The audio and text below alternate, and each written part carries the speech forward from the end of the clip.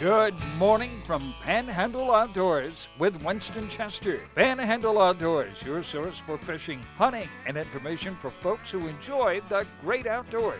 Now sit back, relax. It's Panhandle Outdoors.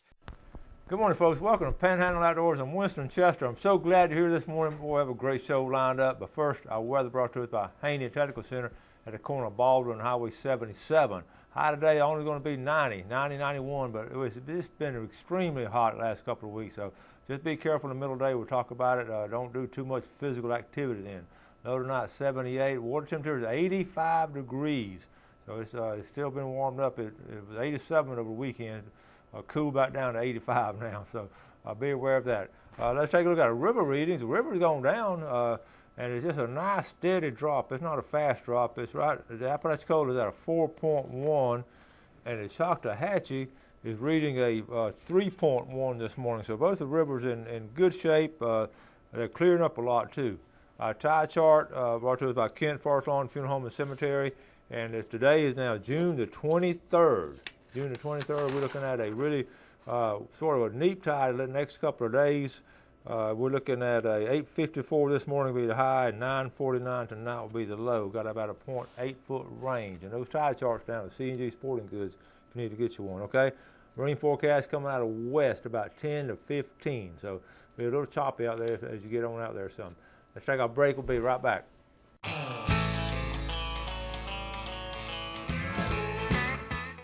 Good morning, folks, and welcome back. We're here with Ronnie Groom. Morning.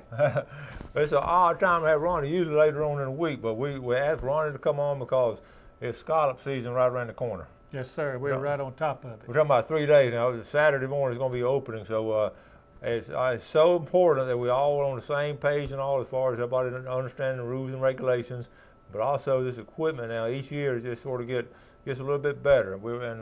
And it's so important you have good equipment because the most frustrating thing is getting out there and having a mask that leaks. Yeah, if you got a problem, that's bad. Yeah. And it's really simple, and it's so much fun to get out there and swim around and get you some good dinner. Those scallops, I love them. It's just of all the things we talked about it yesterday or last night about all the outdoor activities we enjoy doing. Scalloping is just right at the top of the list. Oh yeah. Yeah, there's a lot of people enjoy it, and it's just a lot of fun. Just get the family out and go. That's a big deal. It's such a family thing. Little kids go there, and old people can go, and all kind of people can just enjoy it. You're not in deep water. You walk around the water, and it's just beautiful. Right. You can walk around, you can swim around, whatever. Mm-hmm. So if you haven't tried it now, we're going to start from our beginner level. I know some of the old veterans out there, this be old hat to y'all, but we're just going to start at, a lot of folks who go getting into it. It's not expensive. No. A mask fin snorkel, you got it made. Take your boat out there and just be careful and fly your dive flag, and you got it made. Yeah, and that's something else too, and we've done this a lot.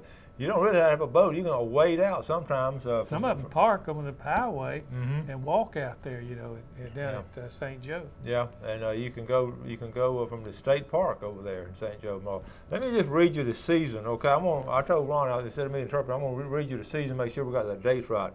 Open harvest season from this will be this weekend, starting this weekend, okay? And then it's going to go to September 24th.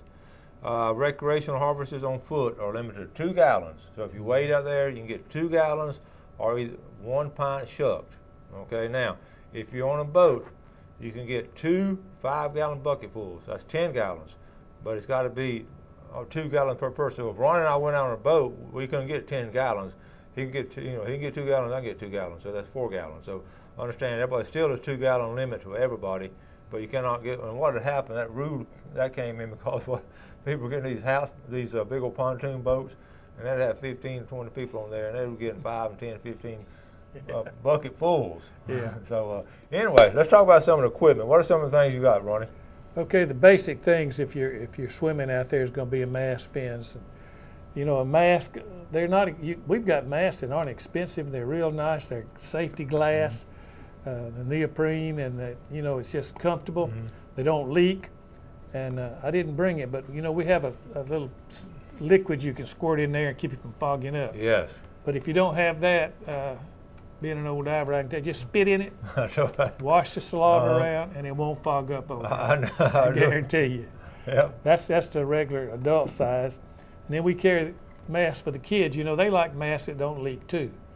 So That's if you pretty. get something for a kid like that, it works real good. They seal up tight and they're safe, and it makes it pleasant. Let me mention that one time too. That color right there, having that bright color on it, I can promise you, we'll do it and you'll do it too. Sometime you're gonna drop. Sometime this summer, if you go enough, you're gonna drop your mask in the water. Right. Because you're getting in and out of the boat and all your mask on. Now you can see it. You can see it really good if you lose that one.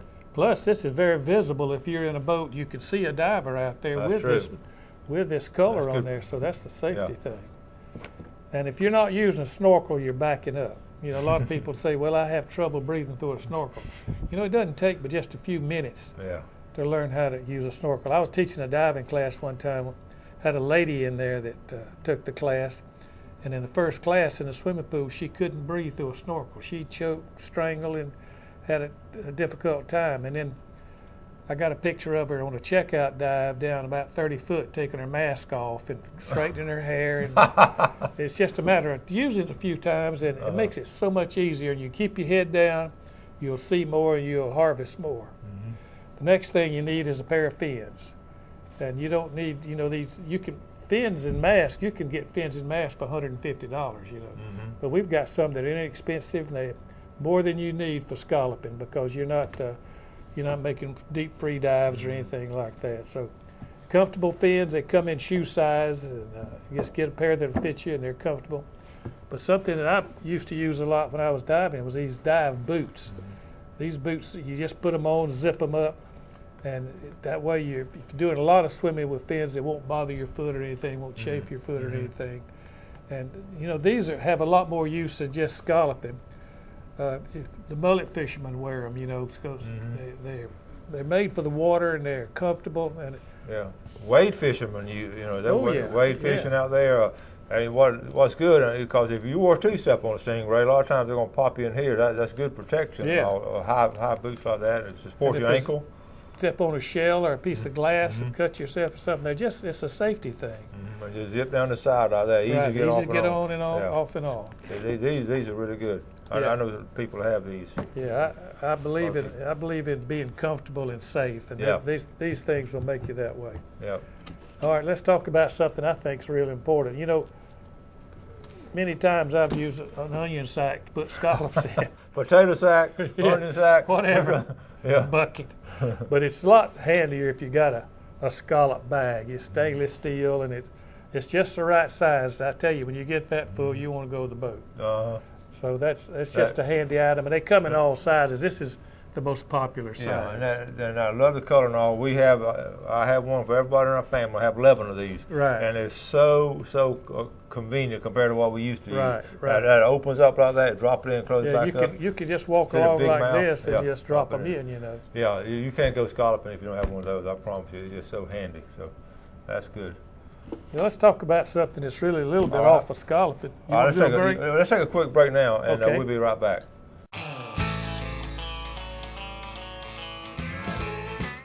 All right, welcome back. Today on Ronnie Groom, C&G Sporting Goods. We're getting ready for a big weekend opening of scallop season 2015 down in St. Joe Bay. Remember now, you cannot scallop up here on this side, on the west side of the Mexico Beach Canal. So Crooked Island Sound, St. Andrew Bay, and all those places off limit have been for quite some time. And Ronnie, I know back in the day there were a lot of scallops in St. Andrew Bay. Oh, we used to get them around Shell Island, even off Beach Drive down there at one time. And they're trying to restore them. I don't know what the progress on that is, but you know, our bay will help. I think the old pass would, if they open that would really be help. I think, well, they're making progress on that now, but you're right. They are trying to restore it, and so if you see people in getting them wrong, tell them to leave them in there, let them regenerate, and one day we may have some more scallops here. I hope so, and don't get them because you get in trouble if they catch you. Well, yeah, get in trouble too. Plus, it's, yeah, you don't want to get in trouble doing that. So, all right. So, what are some other stuff you have? Well, this sort of borders on scalloping. Every time I used to go scalloping, I would take a spear gun of some type. Now, what I would take most of the time was a pole gun, and this is a short one here. It's about 5 foot, but we have them large ones too. It has a paralysis point, And if you're out there and you come up on a flounder or something, you can get it, or a mullet. And it's just a good thing. I just feel better with this in my hand if I'm out there swimming in the water. Now that's fiberglass and stainless steel. Stainless steel points and everything. Now, for people that like to shoot fish, and spearfishing is becoming a lot more popular now. It is. We've got a lot. We sell a lot of spearfishing stuff. People are going out there. This is a spear gun. It's shot with one rubber here. Now, this is a small one because it was convenient to bring home. But we have large ones that have more rubbers on them. And we carry the spare rubbers too if you need them for your pole gun or for your spear gun. And these are very, very efficient. They're stainless steel. They work real well. You just need to be very careful with it as you would with anything, a firearm or anything. Yeah, you don't want kids to play with this, but this is not a toy. No. And you want to be careful. Load it after you get in the water. Don't load it and jump overboard with it. And unload it before you get back in the boat. It's easy to do, and they come in all sizes. And depending on how you want to dive, if you're just spearfishing in the bay, this gun would probably be appropriate for you. But if you're going offshore 5-10 miles, that's diving, and you want a larger gun. Yeah, this is ideal, really. And so many times, if you scallop, and you're going to run across some flounder. Yeah, so many times. In St. Joe Bay, we used to always get a few mullet and a few flounder, and we had a seafood dinner when we got home, because you got scallops, and it's just good to carry along, and you just need to be careful with it. And the last thing is the dive flag. This is something that you got to have. The law requires it, and according to what boat you have, they come in two sizes. This is one that you would throw out, tie a line to, and pull with you, or just anchor it right there, right off your boat, and stay close to this dive flag. Yeah, and we're going to have Travis Bassford, FWC, come on tomorrow and talk about, make sure everybody knows all the rules and regulations on scallop and how far from the dive flag and how much you have. So he'll be on. So we're getting all the information you're going to ever need for scalloping and for the weekend and all. If you're out there in a boat coming into an area to scallop or moving, be very careful. Look for divers. Look for people in the water. Sometimes we get careless and we get away from the dive flag. And sometimes you get to watching and you miss somebody right under the water there. So be very, very careful that way. And okay, another thing we talked about off air a while ago, if you can, clean them on the boat. I used to scallop a lot, and somebody was in that boat shucking scallops all day. We didn't carry them home. Yeah. After you had a day out on that water, you are tired and you don't feel like messing with a bucket of scallops when you get home. So clean them while you're there. Put the shells back in the water. Clean them and take them home, and you get home and all you got to do is take a shower and have dinner. Exactly right, and the shade, and try to have some kind of shade on your boat for the people cleaning the scallops. That's right. If you got a canopy on it, because it does get hot out there. Oh man, it gets real hot. You're talking about July in Florida. Yeah. And have plenty of liquids to drink, and let them take a break every now and then. Don't just stay there. Get out and climb and get out a ladder. Make sure your ladder works. That's right. Test your ladder out. We've been in a situation one year where ours didn't work. It was a struggle for everybody. But anyway, so get out every now and then. Get out of the water, dry off a little bit, and have a snack. And another tip, some of you are going to probably get your boat out and pull it down there for the first time this summer. Check that boat out, crank it and run it, and make sure everything is going, and save yourself a lot of problems. I'm really excited now. Recently, last year, I sold my boat to my son. So he's doing he was telling me the other day, have you done this? He's doing everything's all set up, and I hadn't had to do anything. I got the tires and the axles and everything, and the motor's running. So we're really looking forward to. Now we cannot go Saturday. We're having a Chester family reunion. Got to go there. The 78th annual up in Sycamore. And so we're going to, but next week now we're going to hit it hard. Right. Another tip, when you go to launch your boat, before you launch, make sure you got everything in it. Don't come to the ramp and block the ramp. Good then point. Load your boat. We'll talk about that. Yeah. And then get it all done so you could just go up and have somebody. You just back up, slip it off. They grab the line and everybody keeps moving because everybody's in a rush besides you. I know it, and I promise you it's going to be crowded Saturday. The weather's going to be good. All the ramps are going to be crowded, so everybody's going to be getting there about the same time, That's 8-ish right. or 9-ish. And be thoughtful of other people exactly. there. Get in and get out in a hurry. And same way, when you come back in, run up on your trailer, pull the boat out of the way, then unload it. Mm-hmm. Exactly. All right, look, I got 3 or 4 pictures I want to show you right as we close out this segment here. This is some good stuff here. We'll jump back into scallop in a minute. This is over at the Big Bend Saltwater Classic. Remember we mentioned this the last weekend. They had it it's in Carabel. This is a really big fishing tournament. They have all kind of categories, and Bay County is well represented over there. This is Kenny Livingston. He's got 3rd place on the speckled trout division. He caught a 5.25 pounder. Great job, Kenny Livingston. His wife Diane sent us pictures. She fished with them. They just had a great time over there and well represented. Okay, this next picture here. This is this is Andy Brymer. If we can get it up, well, we're having some technical difficulties. We're going to go ahead and take our break, and we'll be right back. All right, welcome back. It's in with Ronnie Groom at CG Sporting Goods. Now, this is a great opportunity to go ahead and get all your stuff ahead of time for scalloping this weekend, and got all the stuff at C&G. We got it. Got it. Let's finish. I got 2 or 3 more pictures. I got my technical difficulties worked out. Let's see if they're going to roll this time, okay? We just finished seeing Kenny Livingston, and we're going to go from a speckled trout to a nice mahi-mahi. This is Andy Brymer. Andy's been on before. He's a good outdoorsman, loves to hunt and fish, and really nice picture there. This next picture, I like this. This is Garrison Rosie on the right. Took his dad out on Father's Day. Garrison is a deckhand on the Kelly Girl. So they went out and they went out Sunday on Father's Day, and that is that's some nice snapper. That is really big snapper. That's some big snapper. In fact, I'm going to show you. They had a big old boatload of people, and they had a good day, didn't they? So good job there, Garrison Rosie. Glad you got to take them out and all. Okay, and also we have this right here now. This I got an email on this one. This is sent to Jr. Ronnie Williams. Jr. sent this. Down at Custom Marine. Hey, Winston, just want to share with your viewers the tournament record-setting 70-pound wahoo. That's a monster. Caught before the MV All or Nothing 34-foot yellowfin during the 2015 Holy Nativity Fishing Tournament held at San Andrew Bay Yacht Club.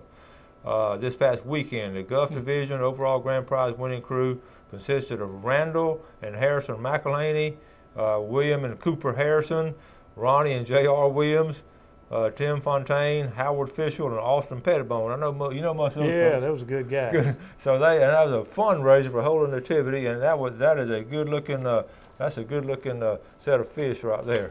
Yes, sir. That big old wahoo, ain't it? That's monster. We always say Yahoo when you catch those wahoo. All right, thanks y'all for sharing those pictures, and that's a big variety of stuff going on here. That's just, and we'll have more tomorrow. Ron, we got a few more minutes left on outdoor stuff. What else you want to cover? Well, the fishing overall seems to be real good. You know, the river's down right now, and then the offshore fishing, the bay fishing, so it's just a good time. And we've had some fairly good weather, you know, some fairly calm weather, which really helps. We have. You know, we went out last Thursday, and it was just flat calm from daybreak. From daybreak till about 1:30 we fished. It was just flat calm.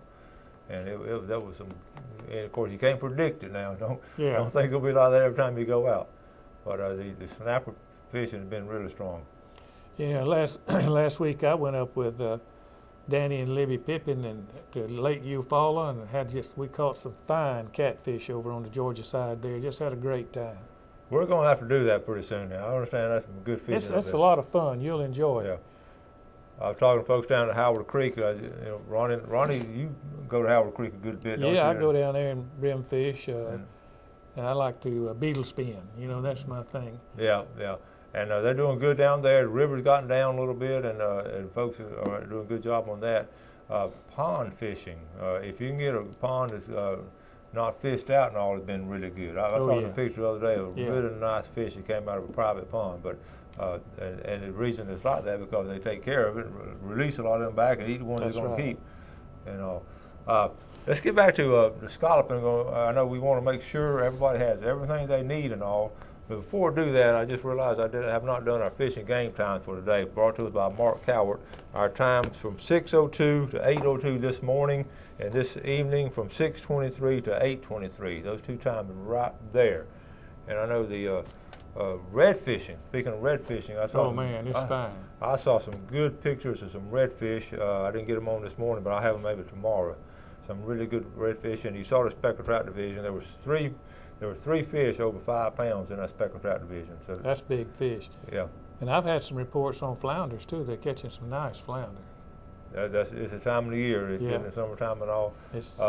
Do y'all have gigs and all? What kind of flounder and stuff you got down there? We got all kind of flounder. We got the lights you put on your boat. You have the lights. We got the gigs. We got frog gigs. We got lights for frogging. If you do it outdoor, if it's good to eat and you can shoot it or catch it, we can fix you up. I might need to ask you, what do you not have down there? Because you got a little bit of everything. I tell everybody we've got everything. We just can't find half of it. Okay, well, we wrapped up Father's Day, getting into July just about it, and July has always just been a historically hot month outdoors. It's hot. And no matter what you're doing, it's going to just be warm out there. Let's fish early and fish late. I know you see it too. A lot of people come into your store talking about what they've done and all. Right. But they all come from the same song. It's right. Hot. It's hot. It's really hot, but get out there. That's no excuse not to go. Yeah, and that's another thing too on scalloping. You want to make sure you have some good sunscreen on. That's right. Use the sunscreen. You don't realize while you're in the water, you're cooler in the water. You don't realize you're getting cooked and all. You can really have some serious problems. Yeah, and keep your wide brim hat on if you can, especially during the middle of the day and all. So we're gonna have to start wrapping things up. Anything else you got? You got it about covered all of it? I think we got it covered. All we got to do now is just folks need to get out there and go and have a good time. Yeah. Be careful. That's true. And those little poke poles he was showing a while ago, we've used those for years, and we just get. They're so simple. Yeah, and it's just an added bonus on a scalloping trip. I usually just put mine in one hand with my bag, and when I see something, I pop it. That's right. And it's fun. It really works well. I've always used them, and it's a small, simple thing, but in the past we've taken the Goliath grouper with those things, weigh 150 pounds or so. So it's effective. I think I'm going to run down there and get me another one. I'd like Come on. All right, thanks, Ronnie. Good to see you this morning. Right. Thank y'all for watching Panhandle Outdoors. Now, do something good for your fellow man today. You have a great day, and God bless. Thanks for joining us for Panhandle Outdoors with Winston Chester. Panhandle Outdoors features hunting, fishing, and other activities and information to help you enjoy the great outdoors. Join us next time for Panhandle Outdoors.